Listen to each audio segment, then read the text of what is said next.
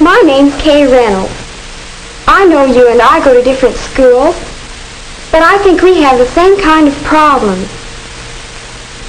This year, our class is in a terrible fix, and I thought if I could tell you about it, maybe you could help us.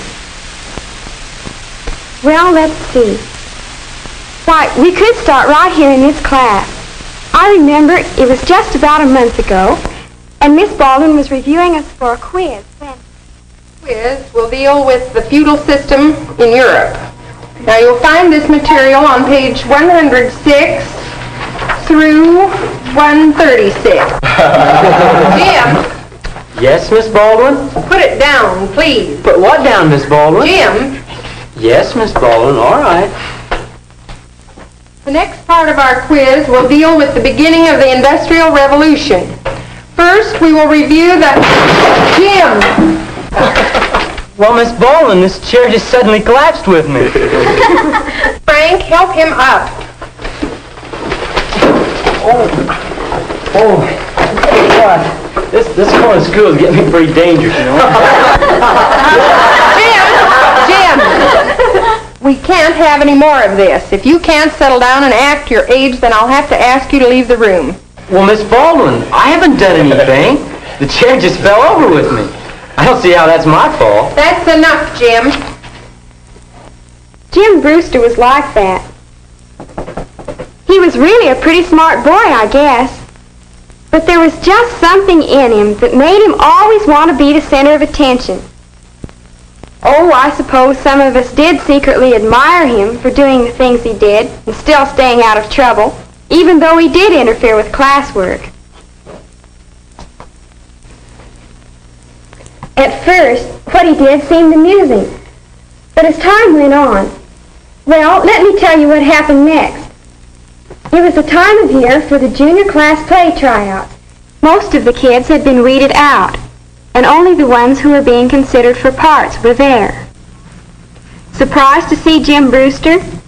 Jim had talent, and for a while we thought Mrs. Jackson was going to give him the lead. Mrs. Jackson directed the junior play, and she did it afternoons after school, on her own time. Sometimes I suspect it tired her out. All right, let's take the living room scene in Act 2. Marie, will you read the part of Lorna Dugan? Harry, you read the part of Henry Carter. Where are we supposed to start, Miss Jackson? Well, you can start with Henry's speech there on the top of page 34. Look, Lorna, it's all right with me if you see other men, but sometimes I think. Henry, you know there's no one but you. The others are just faces. They don't mean a thing. Henry, do I really mean so much to you? Am I supposed to do what it says here? Yes, go ahead. You mean everything to me.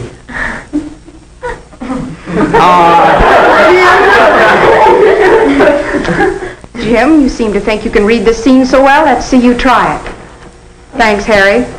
Marie, you'll read the lines with Jim. Look, Lorna, it's all right with me if you see other men, but sometimes I think... Henry, you know there's no one but you. Jim, that'll be enough, Jim. George, will you read the lines with Marie? Look, Lorna. I don't think we'll go on with tryouts this afternoon.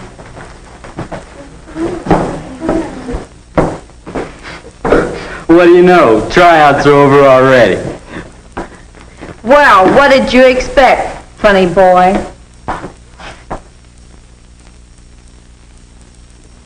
Jim's wise guy behavior was beginning to wear a little thin with those of us who were exposed to it. Poor Mrs. Jackson, who already had a headache, just couldn't take the one that Jim was creating for her. And so, the class play got off to a poor start. But enough wasn't enough for Jim. It seemed as though he just couldn't stop until he'd finally gotten us all in a bad light. I remember it was at a party at Martha Harvey's house, and they were just serving refreshments. I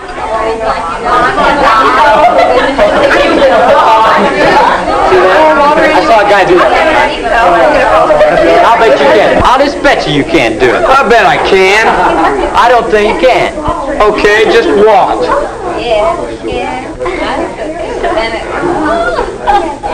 Maybe I hadn't better. I told you couldn't do it. All right, I'll show you. Hey, look out! Oh, my best glove! Frank, I told you couldn't do it. Well, what's the matter? It's not the end of the world. I'll buy you some more glasses, Miss Harvey. Frank, you getting clumsy or something? You tripped me. Oh, I'm just sick about this glass and never will be able to replace it. I'm sorry, Mother. I don't know why you used your good crystal when you knew those young roughnecks were coming. Oh, I wouldn't call them all roughnecks. Well, a bunch of smart alecks then. Daddy, most of the kids acted all right, and Jim and Frank didn't mean to break the glass. Well, maybe not.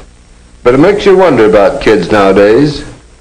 In my day, when you were invited to a party, everybody was supposed to act like ladies and gentlemen. You can see how things were going. At first, it was just acting silly, when most of us really wanted to review for that quiz. And then the teachers began to think of us as that class, because of the nuisances that some of the kids were making of themselves. And after the party, well, some of the parents began to wonder too. But what happened later really cooked our goose.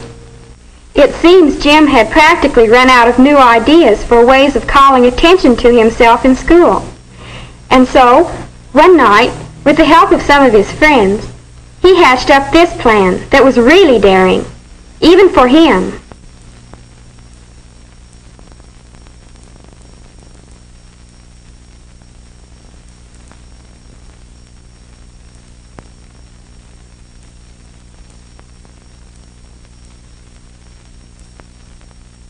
People were pretty surprised, all right, when they came to school the next day. Jim and his helpers had created a sensation.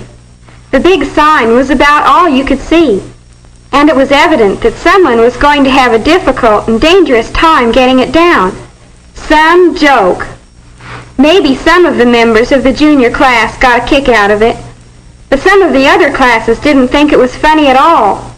They thought it was an eyesore on the whole school. Our principal, I guess you know, was fit to be tied.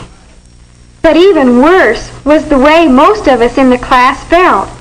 That big sign, like a badge of dishonor for all the town to see. Yes, the word really got around about the junior class. And that's what made us mad. The word that got around wasn't a true picture of the junior class as a class at all. It left out the good things we did, the fine play we put on, the important things we learned, and all the studying we did. No, our reputation belonged to Jim Brewster and the little gang around him, who still thought he was pretty funny. After school that afternoon, the principal called the officers of the junior class into a meeting. Several of our teachers were there. I'm afraid this class has put itself in a bad light. The stunt that was pulled last night has made it very embarrassing for the whole school, and for me personally. I've had several telephone calls from people who want to know what kind of a school we're running here. And frankly, I'd like to know myself. What we want to know is what's behind all this. There's nothing behind it, Mr. Scott. It's just a bunch of smart alecks showing off. There's nothing malicious about it. Do you know who the ringleader is? Do you, Kay? Yes, we know. It doesn't take news like that very long to get around. You could understand my problem, can't you? As far as the people outside of the school are concerned, I am responsible for what goes on here. When some members of the class do something to disgrace the class and the school, it's up to the other members of the class to do something about it. Well, what can we do? Have any of you ever complained to these people who show off? Or do you really encourage them by thinking they're cute?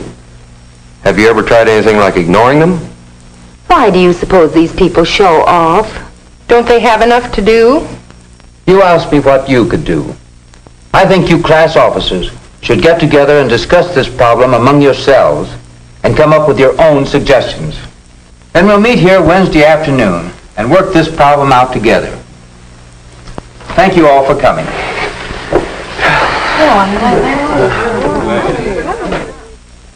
Well, that's where we stand now. In a few minutes, our junior class officers are going to meet with the faculty committee. If you were in our shoes, what would you do about the show-offs? What do you think?